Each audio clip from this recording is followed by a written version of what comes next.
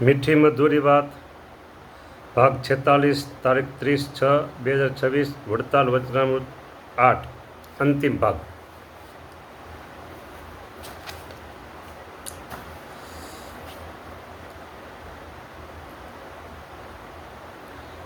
જેમ દેવને પૂજવાને તત્પર થાય તે દેવ સરખો પવિત્ર થઈને જો દેવની પૂજા કરે ત્યારે તેની પૂજાને દેવ અંગીકાર કરે છે.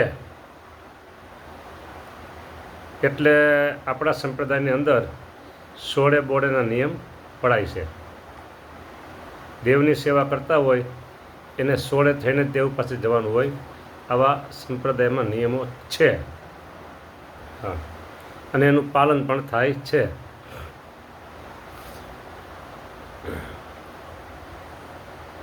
હવે દેવ જેવો પવિત્ર થાય. પ્રશ્ન આવ્યો હતો, તો દેવ જેવો પવિત્ર એટલે કેવો પવિત્ર? દેવ સદાયને માટે પવિત્ર છે. દેવ સદાયને માટે પવિત્ર છે. એમ આ જે સેવા પૂજા કરે છે તેમણે સ્નાન કરી ધોયેલા વસ્ત્ર પહેરવા એટલે એ પવિત્ર. સ્નાન કર્યું છે, ધોયેલા વસ્ત્ર પહેર્યા છે, પણ અંદર વાસનાના મલિન ઘાટ થાય છે તો એ પવિત્ર દેવ જેવો પવિત્ર નથી.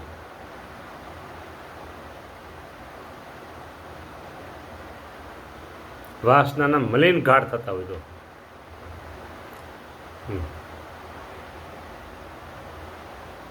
તેમ આ ઉપરની બધી વાતો જે હતી ને બધી દ્રષ્ટાંત રૂપે હતી.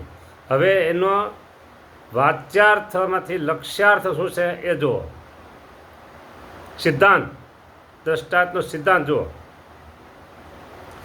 પરમેશ્વરને વિશે વૃત્તિ રાખતો હોય તેને પણ સાંખ્ય શાસ્ત્રની રીતે કરીને સ્થૂળ, સૂક્ષ્મ ને કારણ એ 3 દેહથી પોતાનું સ્વરૂપ ન્યારું જાણીને કેવળ આત્મારૂપ થઈને પરમેશ્વરના સ્વરૂપને વિશે વૃત્તિ રાખવી.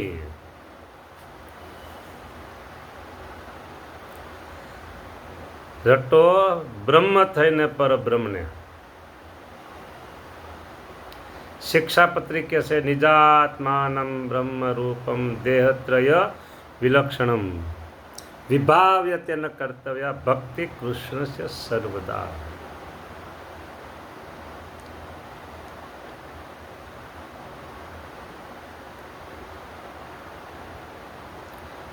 હવે કઠણ વાત છે થોડીક, એટલે હું થોડોક આમ વિચાર કરું છું. વાત થોડીક કઠણ છે. થોડ સૂક્ષ્મ અને 3, થોડ સૂક્ષ્મ અને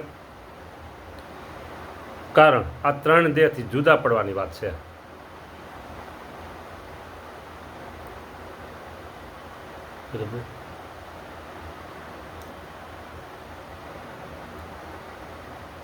દૂધની અંદર ખાંડ, સાકર જે કંઈ નાખો, ગળપણ દૂધની અંદર, હવે એને જુદા પાડવા કેમ? દૂધની અંદર ખાંડ કે સાકર કંઈક નાખ્યું, પછી છેદ ગરમ કર્યું, હલાવ્યું, અને પછી એમ કે આમાં દૂધ અને સાકર જુદા પાડી દો. અસંભવ છે, અસંભવ છે. એમ આ વાત જે અસંભવ નથી પણ એટલી કઠણ છે. કોને માટે? જનરલ સમાજ માટે. 3 દેહથી જુદા પડવું, બ્રહ્મરૂપ થઈને ભક્તિ કરવી, આત્મારૂપ થઈને ભક્તિ કરવી, અક્ષરધામ રૂપ થઈને ભક્તિ કરવી, તેજ રૂપ થઈને ભક્તિ કરવી, આ વાત છે.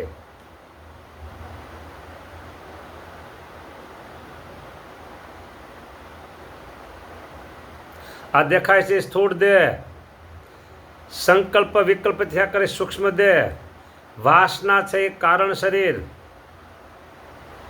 એ ત્રણેયથી જુદા પડવાનું. શુદ્ધ ચૈતન્ય બ્રહ્મ છું, શુદ્ધ ચૈતન્ય બ્રહ્મ છું, આત્મા છું,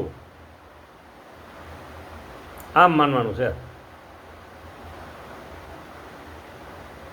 હું આત્મા છું,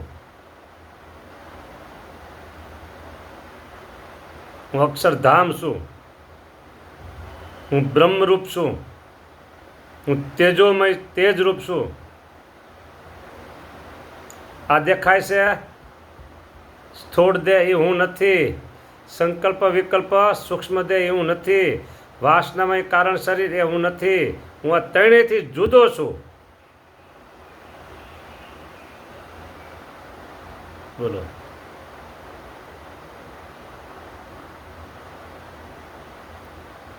એક દ્રષ્ટાંત સાચું છે ખોટું છે એ ખબર નથી કાંઈ, એ ખાલી એક રમૂજ જેવું છે કંઈક છે. હું તમને વાત કરું છું એ મને યાદ આવી ગયો. એટલે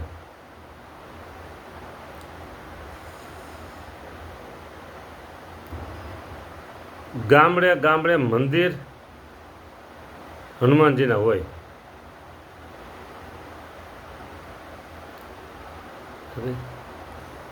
એ ભક્ત છે અને બીજા નારદજી છે ને એ ભક્ત છે.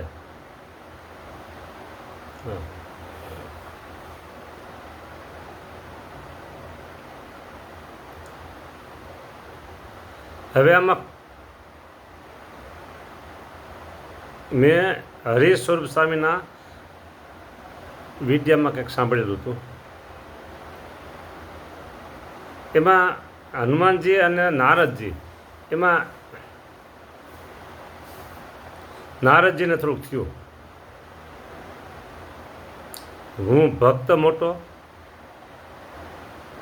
નારાયણ નારાયણ નારાયણ ભજન કરું તો મારા મંદિર નહીં કંઈ.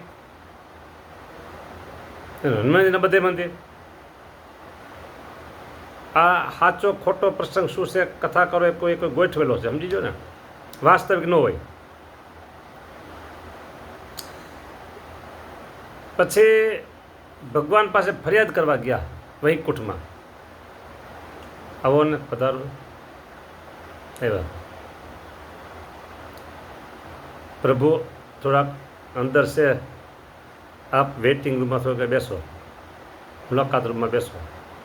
એટલે નારદજી બેઠા, ત્યાં ટેબલ હતું ટીપાય. એ ટેબલ એવું કે મોટો જાડો ચોપડો હતો. એ ચોપડો ખોલ્યો ને તો પહેલે જ પાને ભક્તરાજ નારદજી, પહેલે જ પાને હો. પછી કેટલાય પાના ફંફોડ્યા પણ હનુમાનજીનું નામ કે ન આવ્યું.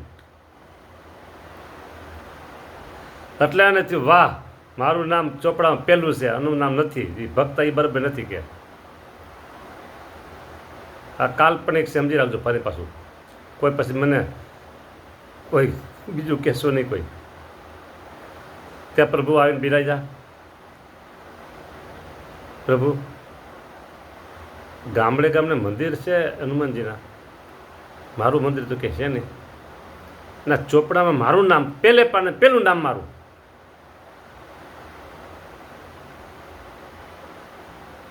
હા, એટલે પ્રભુએ કીધું કયો ચોપડો? એ કે આ ચોપડો. ઓહો, એ તો જનરલ ચોપડો છે કે, એ તો જનરલ ચોપડો છે કે, પણ એમાં હનુમાનજીનું નામ નથી કે.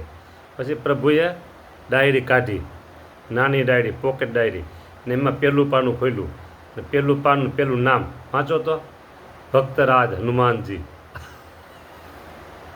આ પર્સનલ ડાયરી છે, ઓલી જનરલ ચોપડો છે. જનરલ ચોપડામાં બધાના નામ આવે, પર્સનલમાં હનુમાનજીનું નામ. હવે મારે એમ કેવું છે, જનરલમાં બધા આવે, ત્રણ દેવ જુદા પડે કે ન પડે કાંઈ નહીં, ધૂન કરો, સામને કરો, બધું કરો, કીર્તન કરો, ભજન કરો, બધું કરો, એમાં વાંધો નહીં. પણ ત્રણ દેહથી જુદા પડી અને જે ભજન કરવું એ પર્સનલ ચોપડામાં, પર્સનલ ડાયરીમાં નામ આવે એનું. ત્રણ દેહથી જુદો આત્મા જાણી બ્રહ્મરૂપ થાતા માયા ભાગશે રે. જો ભજન ભક્તિનું પૂરેપૂરું વળતર આપણે જોતું હોય તો 3 દેહથી જુદા પડવું જ પડે. એક મનોમન નક્કી કરવાનું છે, મનથી માનવાનું છે કે હું આ નથી, આ નથી, આ નથી. તો કોણ છો? હું આત્મા છું, બ્રહ્મ છું. આટલું તો ભગવાનના ભક્તે કરવું જ પડે. ભગવાનને રાજી કરવા તો રેવા, એના માટેની વાત છે આ.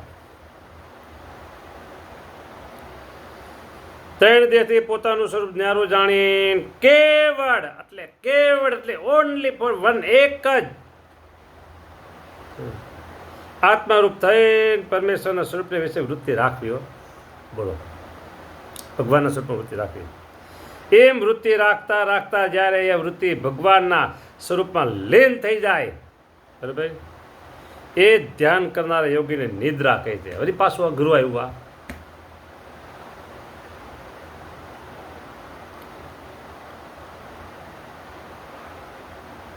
પણ સુષુપ્તિમાં લીન થવું એવી યોગીને નિદ્રા હોય નહીં. હવે અહીં યોગી નામ આવ્યું છે, ત્યાં આપણે ભક્ત કયો, સંત કયો, જે કોઈ સાધક કયો, મુમુક્ષુ કયો કહી શકાય. પણ હવે એ થોડીક હાર્ડનેસ વાત છે. પણ આગળ છે ને એ 3 દેહથી જુદું તો પડી શકાય છે, એ કે જે સહેલું છે એટલું તો કરવું જ જોઈએ. કોઈ એમ કે ભાઈ મને કમસે કમ 5 રૂપિયા તો આપો ભાઈ, મેં કહ્યું 100 મેં કહ્યું 80 આપો, ના 70 આપો, તો કે ના 50 આપો, ના કમસે કમ તમે 5 રૂપિયા મને આપો, 5 રૂપિયા તો આપો, 5 રૂપિયા તો આપો. કે આ એમ છે,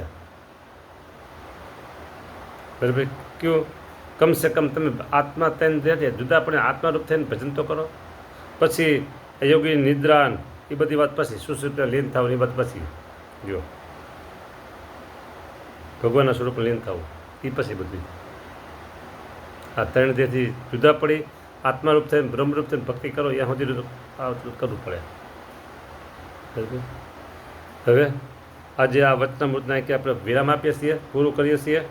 અને ભાગ આવશે 47માં, વચનામૃત 9 આવશે. અહીંયા રાખી દઉં છું. જય સ્વામિનારાયણ.